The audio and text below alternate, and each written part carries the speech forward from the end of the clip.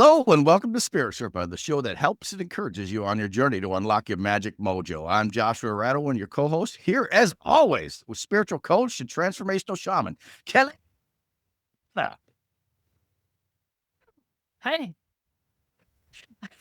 I always feel like I should be coming out wrestling, but yeah. Anyway, It's yep, go ahead.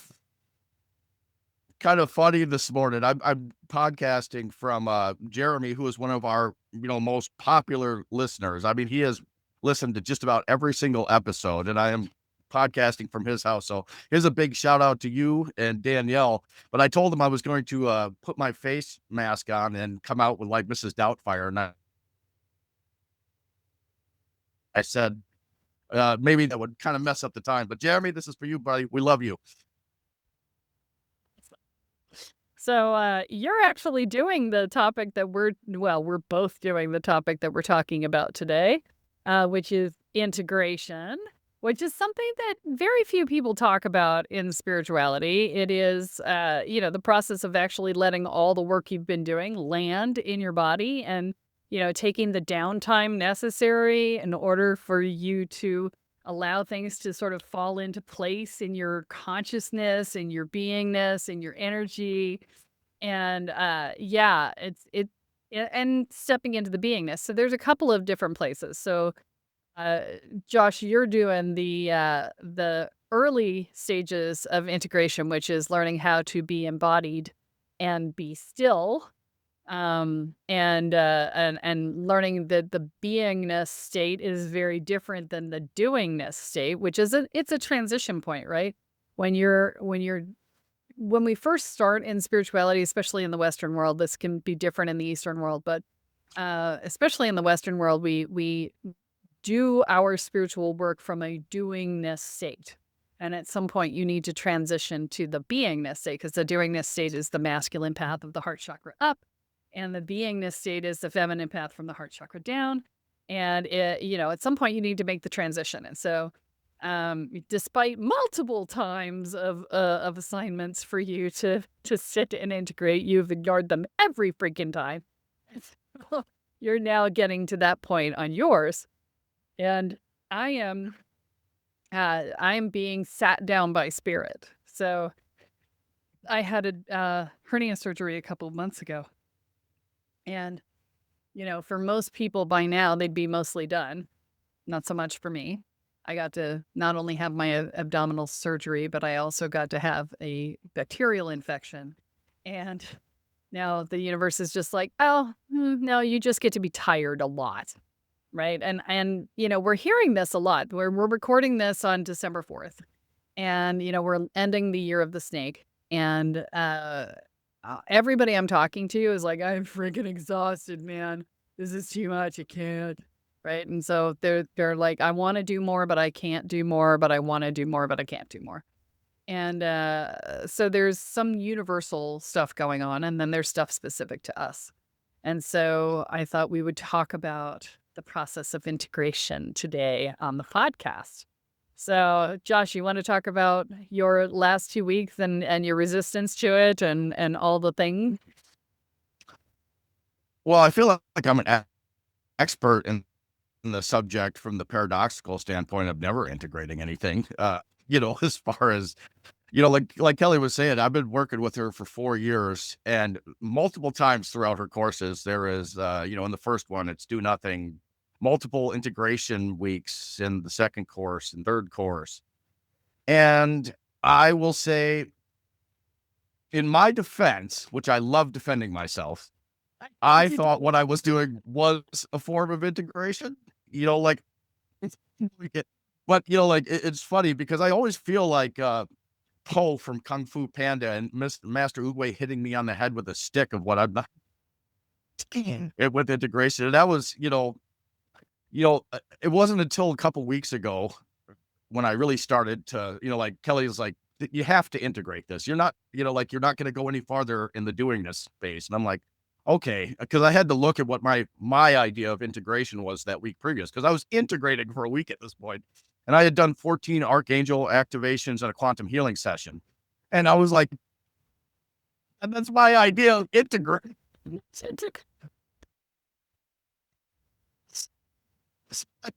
To me, like that was, like I'm not doing any of the deep work. I'm not looking at myself. I'm just, doing some, and, uh, like I understand now 2 weeks later, my nervous system has finally settled down during the integration period, right? Like for me, I have been yeah, it's a spiritual addiction is really what it is. Like I traded one addiction for another addiction, and I didn't give myself any time or space to really sit with everything.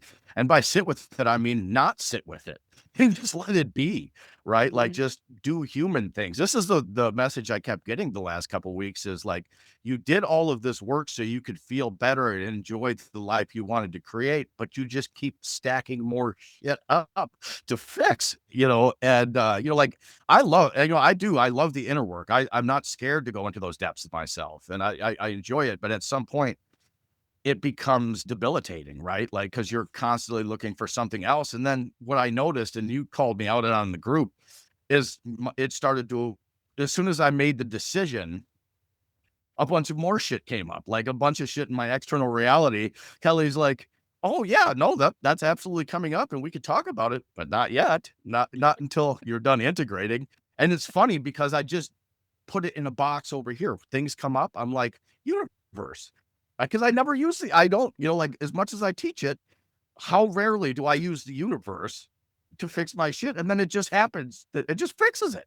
Right. Like the answer is coming. I'm like, great. I still can't touch the answer yet, but I'm stacking up the puzzle pieces right here that the universe is giving me for the problems that I, like manifested before this. I'm like, great. And then some of it isn't even shit that I need to deal with. It's just, Yes. me creating more stuff. So I don't know. Integration's been good. And I had to really just it's so weird stepping back. Like you said it a long time ago. It's something that has always stuck with me. The difference between a shaman and a mystic. A mystic is up in the ethers all the time, and a shaman, like we go up into the ethers and come home for lunch.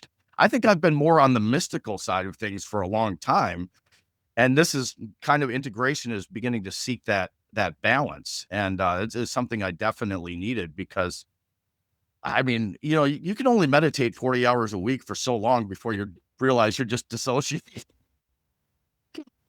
You think? So Yeah. it's been beautiful. I mean, like, I feel my cortisol levels dropping from not being on edge so much. I feel like I don't need to fix anything, which is, amazing. Less people are showing up, and I kind of, like, wanted that to happen.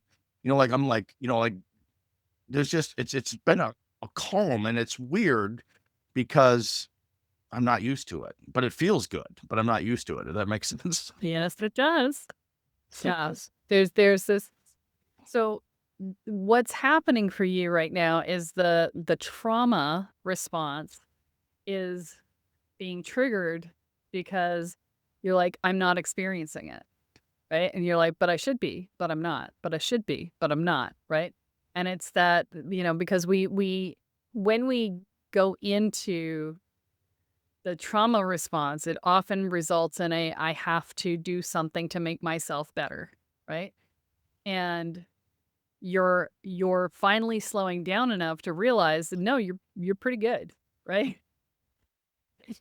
But the default has been I have to do something to make myself better, which unfortunately creates an unconscious belief that you're not good enough, right? Because you're in that constant state of I need to improve, I need to improve, I need to improve, which implies not good enough, right? And so that becomes its own driver, which is one of the reasons why I build in integration points in the program so much, is because I know that this is the case, right? And also when we first come into these programs, we're often operating from a place of spiritual addiction where we have gotten so attached to learning more and being more and doing more and fixing more and whatever that we don't slow down enough to realize where we actually are. And so, you're learning that very valuable lesson right now, which is super helpful. And I think it's also bringing you into awareness of exactly how far you've come, because you're like, oh, wait a minute. You remember when you did my first energy review and you came into my energy field? I'll never forget. And the first thing he said was, "Wow, it's so quiet in here. I've never ever felt this level of quiet." Uh, Yes. Are you starting to experience that for yourself now? I think the longer I stay on integration, the more that's coming. Like I still have a very active mind. So that is also years of being on guard, right? And looking for problems. And, some of the episodes we've done around, some of the things that I've experienced, integration is actually giving me that space to quiet that down. But it's definitely something that is going to be a little bit longer. I mean, I can almost see going to the end of the year at this point and just being like, you know what? Everything's okay. Everything's going to be fine, right? Like you don't have to continue to just throw yourself off the deep end. But I'm absolutely I've noticed that I'm not triggered as much when I stop doing certain aspects of the work, things that showed up in my external reality that would have been like put me on guard. I'm just like, so what? Like that's not my shit. That's not my shit. That's not my shit anymore. So yeah, I'm feeling that level of the growth since stepping into the integration and, you know, not being on this stage of, it's weird. It's like another layer of putting the warrior in, I don't want to say to bed or to, in its place, but evolving into that warrior of love, warrior of peace, warrior, like it's, Well, the it's still that spiritual. warrior. I'll talk to you. We'll do an episode in 2 weeks on evolving out of the warrior. I know, but my shaman said, "How about you put the bitch in a box in the attic?" She can always come flying out the window to land on somebody's head if she needs to, but she could live in a box in the attic. And I was like, maybe, right? That was 20 some years ago. And she's been in a box in the attic. And when I need her, she can come out, but it's rare, you know? And she doesn't need to be front and center and leading, right? So, It's funny because we did that episode a while back. I think it just aired this last week, and that was on the chaos elemental. And like to me, that warrior is also something I'm in recognition that I've drawn a lot of power from as well. Just like we talked about drawing energy from certain things that we didn't even know we were doing. But for me, that warrior has been like that's what I've leaned into when I'm doing certain aspects of this work with other people. And you kind of gotta be the biggest bad, but it's it's not necessary to carry it all the time. right. Yeah. I And find this, yeah, go ahead. oh, no, it's just not necessary, it's a switch that you can turn on and off. Yeah, I noticed for myself that the warrior was sort of being too present when I found myself telling a bunch of stories about how I beat the living crap out of things, you know? And I felt like I was like telling these stories that were, it's like, why am I telling this story? The story isn't necessary, right? And, Right. why do I need to like, puff myself up and tell people don't mess with me, right? Um, and I realized that it was sort of the death gasps of the warrior persona for me, because I was noticing, because I'd always done that, right? I'd always done it, but it never bothered me, right? And when I started to notice and go, hmm, why am I doing this? This doesn't make sense. That's not necessary. When I started doing that, I was like, oh, and that's when I really could let go of the warrior persona, because the warrior persona ultimately is about keeping yourself safe, right? And when you internalize that sense of safety, that becomes less necessary. And the more you internalize, the less necessary it becomes. And, it's like that old story that we talked about many times, which is, the grizzled old warrior versus the young buck warrior trying to prove themselves, right? The grizzled old warrior has seen a lot of battles, and they're just tired of war and they just want to sit down and have a drink, you know? And the young bucks like, come and fight me. And Grizzled Warriors was like, sit down and have a beer. Yeah, we don't need to do this. Have a beer. We'll be fine, right? And the transition to that is I am aware of and I am competent, like super competent in the battlefield. And because I know I'm super competent, I don't need to walk around going, "No, it's look at me," right? So yeah, there's that piece that comes around as you do that. And it's like it's the integration phase, right? It's the, prove it versus the integration phase of, I know I can handle myself. I don't need to lead with it. I don't need to puff it. I don't need to push it. I don't need to tell stories about it. I just can be, right? I totally agree with that. Like the last 3 weeks, like I've been writing, like doing my articles for marketing and things like that. And I'm looking at it on the languaging and the cadence and the way I'm speaking. I'm like, huh, like I wrote one yesterday. I was like, I don't like that. There's a lot of that. It's like a warrior ego in it, right? Like, Mhm. even though like that wasn't my intention when I was writing it, Spirit's like, why don't you read that again? And I'm like, oh, because it's yeah, I was like, "Oh, wow." Yeah, and it's, interesting, the way you just explained that, because for me, that has always been a place where I felt safe. The stories, the spontaneity, the all of those things. And now I'm letting just space breathe between and just being quiet. And I'm like, I don't need to insert a story here. You know, like I don't. And it's like it's I don't wanna say the death to warrior, but it's like an ego death too, like the place where we said certain things to in order to show how badass we were, and then just being in the stillness of it, right? And just Right. the knowingness. The knowingness comes from the beingness, it seems like. Yes.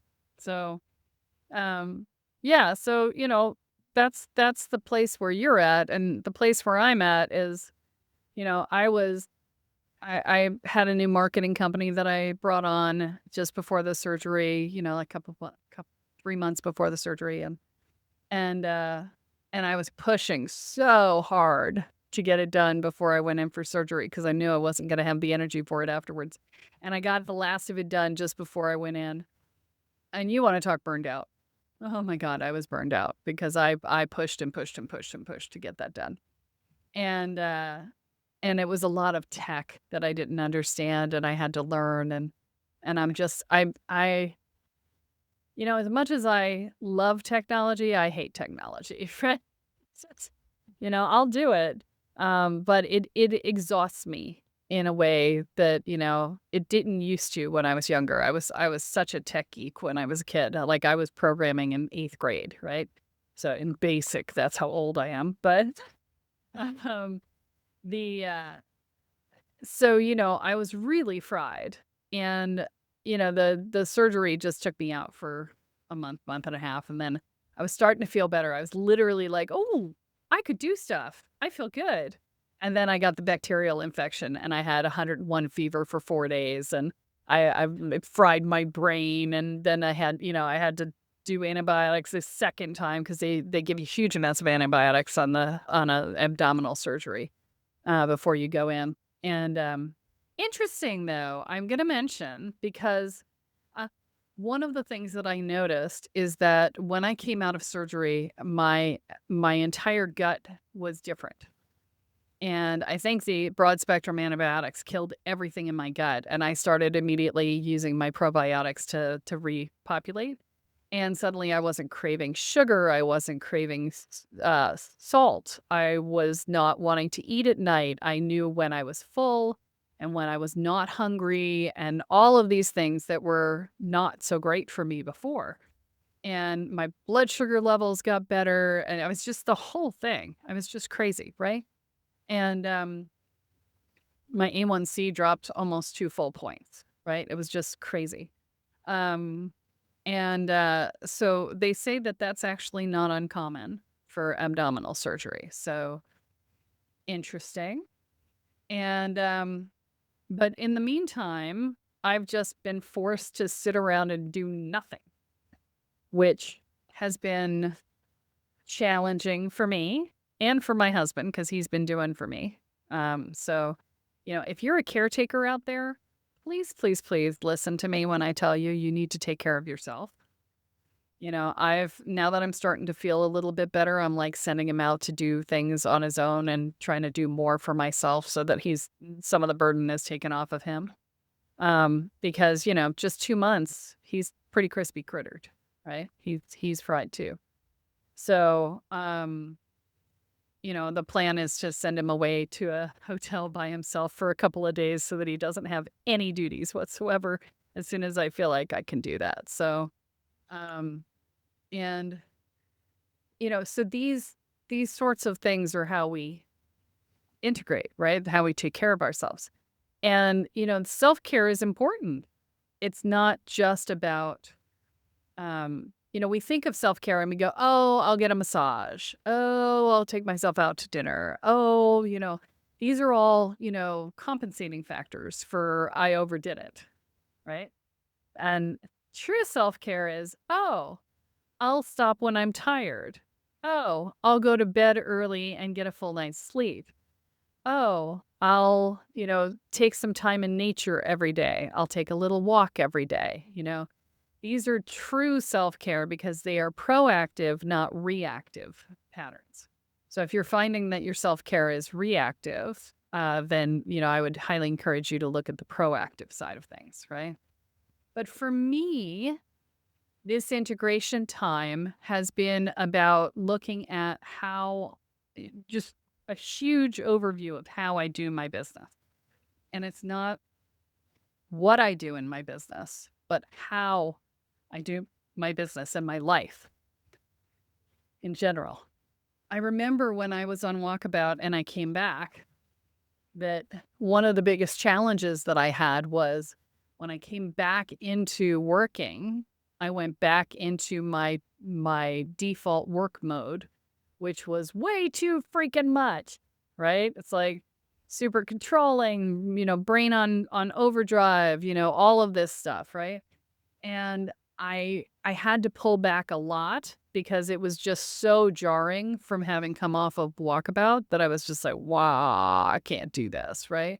Literally, I would try and get my laundry out of the washing machine and I could not get a grip on the laundry. My hands would not close on the laundry. Couldn't get a grip. I had to ask my roommate to help me switch it over. So, um, and so, the this is the next level of that, right? 22 years later or whatever. Um, Fun. And it's about learning to be more than do, right? Waiting for inspiration to hit to do something. And not just for inspiration to hit, but for the energy to be there for it. So, you and I were talking before the recording about the fact that I've had several pieces of inspiration hit in the last week and a half, and there's been no energy to follow through on it. And so rather than pushing through, I've just been like, okay, I'll wait on that. I'm just going to put it aside and be with what is. And, I'm doing the stuff that I need to do to keep the business going, which I'm happy to do, right? I love getting on the calls with my clients and I love doing the Marco Polo responses. But even yesterday, I didn't have the energy for Marco Polo responses, so I didn't answer. I am answering this morning. And so, it's it's just about being conscious of your energy because sometimes, especially if you're a spiritual teacher, sometimes the inspiration to not respond is actually important because if you shut up long enough, your student will come to their own aha. And if your guides are saying, nope, not time to answer, then don't answer, right? Because there's a process going on with your student that they need to complete in order for them to get the most out of the experience possible, right? And inevitably, when I do that, that's what happens, right? There's an aha moment that comes along And they're like, "Oh, I'm so glad you didn't answer because I got this message," right? And it's like, yeah, that's why my guys were saying shut up, right? So, there's a lot of when we come into spiritual work, one of the things that happens is that we're trying to fix ourselves, right? And in the fixing ourselves, we get stuck in the fixing ourselves, right? And then once we can let go a little bit of the fixing ourselves, then we transition it to I got to fix the client, right? And then the fixing the client becomes its own challenge because now you're more attached to the outcome than the client is. And then that causes you to energetically manipulate, and that's not so great, and the whole nine yards. And then you learn to pull back and have good boundaries and be like, okay, not it's a client's job to fix themselves. My job is to be the guide. If they are not fixing themselves, my job is to call it out and say, hey, this is you're avoiding the work, or you need to integrate, or whatever it is, right? Um, and the outcome is not my responsibility, it's theirs. Because when we take on responsibility for the outcome of our clients, as you well know, because you do this very well, um, and when we take on responsibility for the outcome of our clients, we disempower them from creating their own their own outcome because they outsource it to us because we've taken on the responsibility, right? And so that is not only inappropriate, it's actually counterproductive, right? So, but early on in your progress as a spiritual coach, uh, you externalize your sense of value based on your client's progress. And so if you're not making progress with them, or they're not making progress, then you're not worthy as a coach, right? So that's the other reason why it's so important to do your inner work, right? So that you don't be the wounded healer in the process. But um, at this point, for me, it's about really sitting with how do I do things more simply and more gracefully, right? Instead of pushing to figure out the how, I'm waiting to see what shows up and what I have energy for. And, which is the ultimate generator response in human design. Get out of my head. I don't You saw that, right? I was laughing because Yeah, which is the ultimate generator response, right? And I've gotten a piece of information. One of my students is particularly good at coming up with ideas for me. And she's given me one, and I'm still sitting with it. I'm not sure how I feel about it yet. She's like, people would pay for this and they would really love that. And she's like, I would love to do this. And I'm like, but does it fit with what the order of operations is that I feel should be the case? And that's what I'm sitting with right now because it's one thing to have an idea, it's another thing to, assess it from the teacher perspective and be like, okay, is this ethical? Right? Just because somebody would want it and they would pay for it doesn't mean it's an ethical timing for giving it to them, right? Um and so that's the piece I'm sitting with right now with that idea. And so that's why it hasn't been implemented. And it's been very interesting because over the course of the last couple of months, I've gotten inspiration to do like little pieces of things. So like I can do one piece of this idea and I can take it one step further. And like 2 or 3 weeks later, I can take it the next step after that. And 2 or 3 weeks later, I can take the next step, right? And I have no idea whether or not I will ever get to the end step because I'm just waiting for the inspiration to show up. And so it's been an interesting process for me to slow down, to like take my coffee outside and sit in nature and put my feet on the ground and let myself ground and be with nature, leave my phone inside, so no technology, and just have some quiet time with my yard, right? And so yeah, it's been a whole process in that regard. So, um, but that's the thing is that when we make big shifts, it requires big ways of of shifting. And I will tell you, I am not great at this. I'm fighting after against 50 years of practice of doing it the other way. And so, I'm like, oh, I'm going to take my coffee outside. And then I don't. I sit and drink my coffee and I scroll TikTok, for, because I'm like, oh, too tired. And, or I'm just not awake enough yet and I forget to go outside or whatever. So I'm making it outside like one day a week right now, but it's better than what I was doing before. And so progress rather than perfection, I'm just going to keep working towards it. Um, and, just doing micro walks, because I'm supposed to be walking more and post infection, I was having a really hard time, finding the energy to do anything. Evidently, there's this massive exhaustion factor that comes in after you clear an infection and you've done all your antibiotics. And I hit that hard last week. So, I was like, I'm awake, I'm asleep. I'm awake, I'm asleep. I slept so many hours last week, and then last night I was like it was 7 o'clock at night, and I am falling asleep in my chair, and I'm like, "Can I go to sleep at 7 o'clock at night? I'll be up at 3 in the morning, and then I won't have a no, I can't do that," right?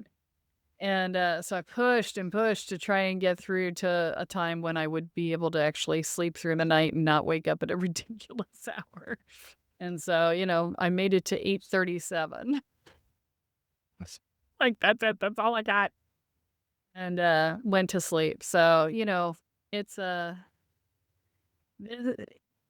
you have to honor your body. You have to honor your needs, and you have to listen to what your emotions are saying, what your body is saying, what your beingness is saying, and respond accordingly. Should I have gone to bed at 7? I could have, could have gone to bed at 7. But, um I have a long day today. And I was like, I wake up too early. I'm supposed to be performing tonight. My little singing group is performing this evening, and it's only 4 songs, and it's only at 5:45, so or 5:30, something like that. And so, plenty of, not a lot of energy to expend, but I've got podcasting this morning at 8 in the morning, and I've got calls throughout the day, and I'm like, okay, I need to reserve my energy. I need to make sure I wake up as late as possible so that it's possible for me to make it through till 6 o'clock tonight. It sounds so sad, It doesn't. but it is what it is. You've got to accept your limitations.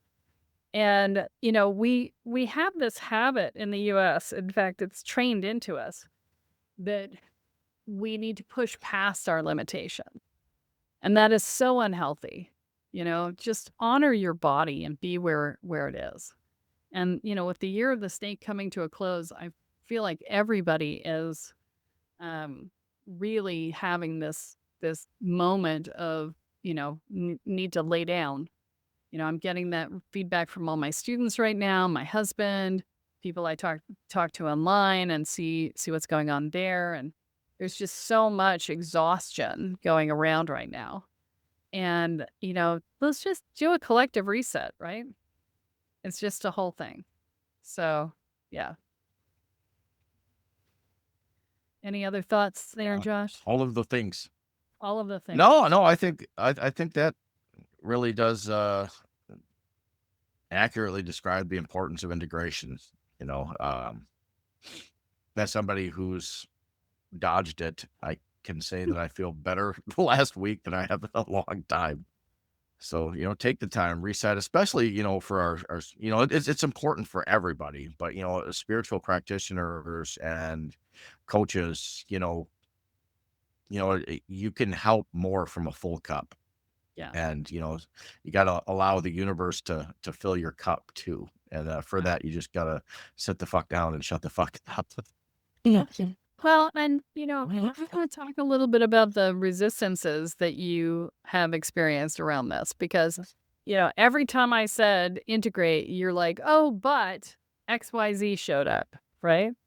And I want to talk about that because you're not going to be the only person who's had that experience. right? Oh, absolutely. I think the toughest part for the integration stuff for me was working with clients, right? Because I don't, like there's definitely been points in my journey because of what I experienced before, coming from that wounded healer archetype in the beginning. One of the things I experienced is spiritual, what I would call spiritual hypochondria. So it was like, sometimes, yes, something comes up in your external reality, and that if it comes up multiple times, that's probably for you. But for me, one of the things that I struggled with is anything that came up was something for me, and that is how that overactive mind, that mind on overdrive can get in the way of the beingness for me, like, so when I had a lot of people booked during integration, my wheels are still turning because I'm in the work, because I'm in there with them, and, like that was before I really had I didn't really have great boundaries per se, right? Like my boundaries have strengthened as like as we step more into sovereignty, and I see, the separate and separate energies. So I'm not as attached as I used to be. I think you really put it eloquently when you talked about like the importance of detaching from your clients in a lot of ways, right? Like that, it's not in the beginning, especially with empath coaches, we hang our whole self-worth on that, right? Like if it's, like what have I done or who am I if they don't get to the point where, I promised they would be, but like you can't do the work for people. And that right there was the moment of aha, right? Like you can only do what you can do. You can be you can come in as the best version of you, but they have to show up in the same way. And but that was my resistance. That's how the resistance showed up for me, is I would stop doing my work and then I would get super invested in theirs. So that you really hit it on the head earlier on. I mean, like that was the biggest resistance.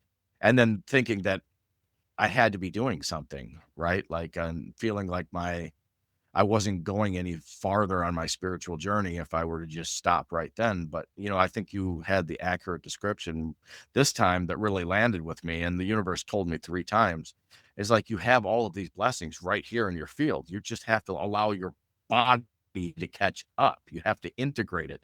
And I'm like, what about the next thing? Yeah, the next thing. And now this thing needs healed. And this thing's calling out. And it's like, you're like, you need to set boundaries with spirit.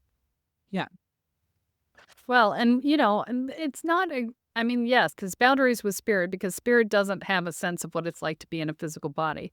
But it was also you were calling it to you, right? You're like, Right. what's next? What's next? What's next? Right. And, I remember you going out to your family's land and you're like, oh, there's a problem on the land. I must fix it. It's like, no, stop it. There's a that man issue on the land has been there for freaking ever, and it can wait. It's oh, this attack and that attack and whatever, whatever, right? It's just like, you know what? Just it just doesn't matter, right? It's all a resistance to doing the integration, right? And so, all of these things become their own challenges, right? Mhm. And so it's fascinating to see what's going on.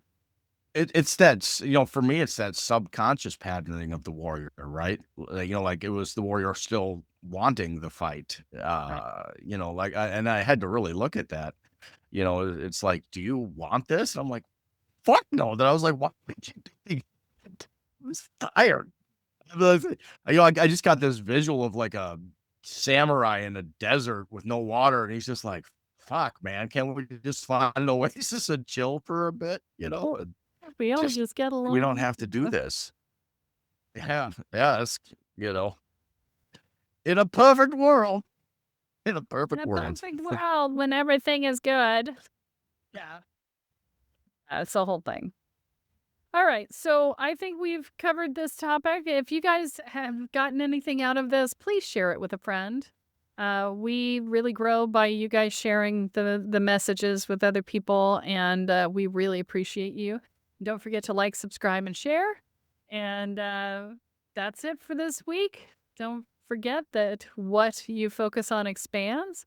What you intend is what you create. So choose wisely.